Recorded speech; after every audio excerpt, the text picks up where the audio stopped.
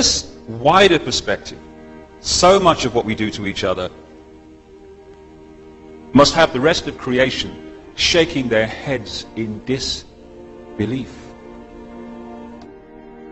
The fact is that someone born in the United States is not more special than someone born in Mexico. Someone born in London is not more special than someone born in Liverpool. Someone who is white is not more special than someone who is black. They're just vehicles for the consciousness to experience.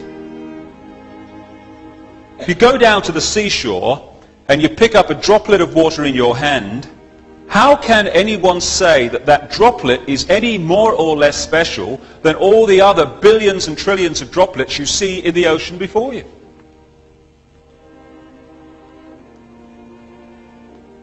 So when I began to understand all this and appreciate this other explanation to dogmatic religion and this world is all there is science, I started to ask a few questions of this situation. Like, how come that this explanation, at the very bottom line least, is as credible as the other two?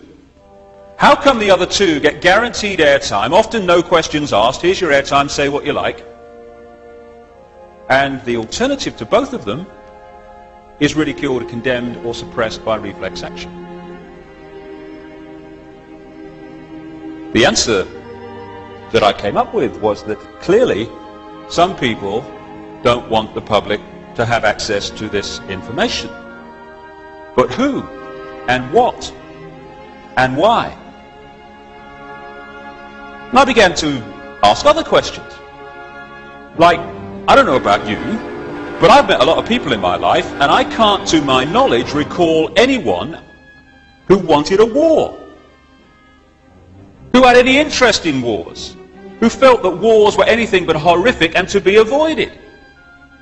So I thought, how come the world's been awash with wars throughout the century? Who's behind them? Or what? Or why? Then I kind of looked at this economic system that controls the world. An economic system that is so sane that the more successful it is in its own terms, the quicker it destroys the planet. It's the perfect environmental and human assassin. It insists every year that we take more from the earth even quicker, turn it into even more things, sell even more things, consume even more things, throw away even more things, to worship the real God of the modern world, economic growth. It insists that every year 20% of the people of the world consume 80% of the resources, while leaving the other 80% to get by on the other 20%. Crazy! Of course it is! But that's the economic system, take, make and throw away, that controls your life and mine. And that of 6 billion people nearly. So I thought, what's behind this self-destruction? Or who and why? I started to look at some of the other conventional wisdom that we pass on from generation to generation as the only way of doing things in this world. The wisdom that says, even though the economic system that I've just described is dismantling this planet, you ask a politician of any party anywhere in the world, what do we do to get out of this environmental situation? And they will say we must have more growth to raise the money to spend on the environment.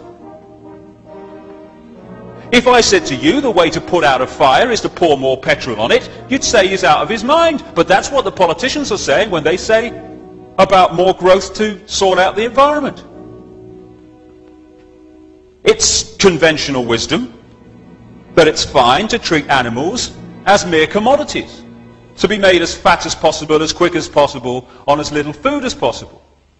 To condemn every year billions of animals to a lifetime of pain, fear and suffering in the name of economics. You're sane if you judge your success in healthcare not by how many people are healthy, but by how many diseased people you manage to treat. We're treating more patients than ever before. Why? Why are so many people ill?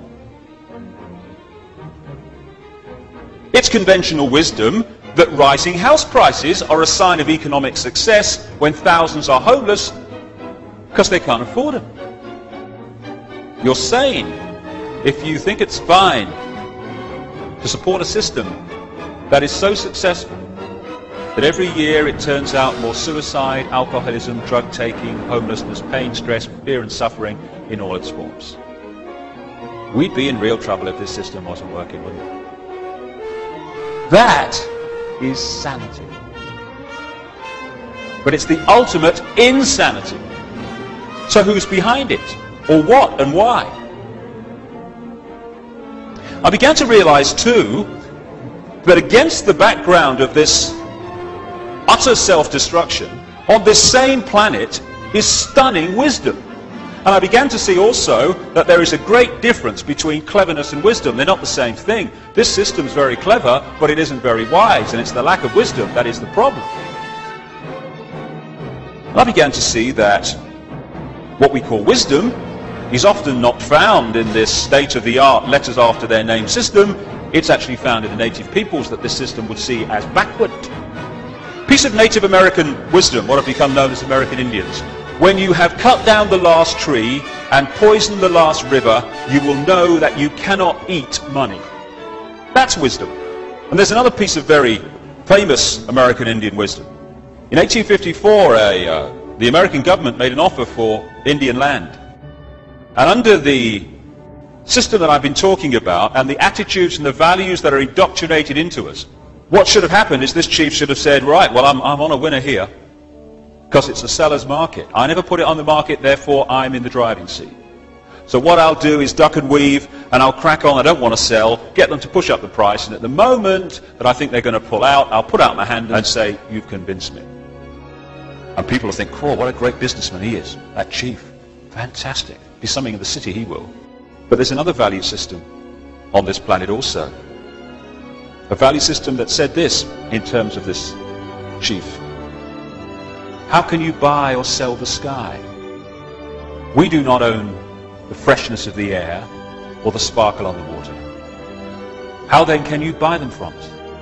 Every part of the earth is sacred to my people, holy in their memory and experience. We know the white man does not understand our ways. He's a stranger who comes in the night and takes from the land whatever he needs. The earth is not his friend, but his enemy. And when he's conquered it, he moves on. He kidnaps the earth from his children.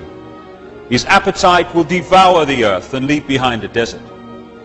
If the beasts were gone, we would die from a great loneliness of the spirit. For whatever befalls the earth, befalls the children of the earth.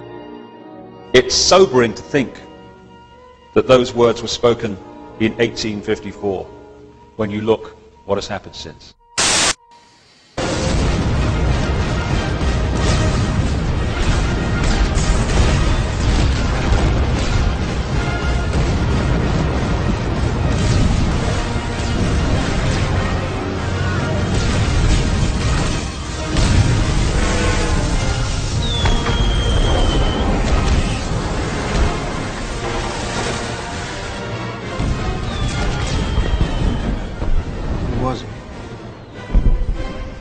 Who's Edmund Dantes?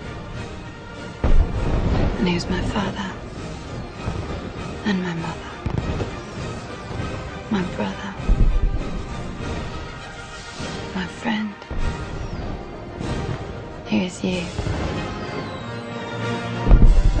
And me? Who's all of us?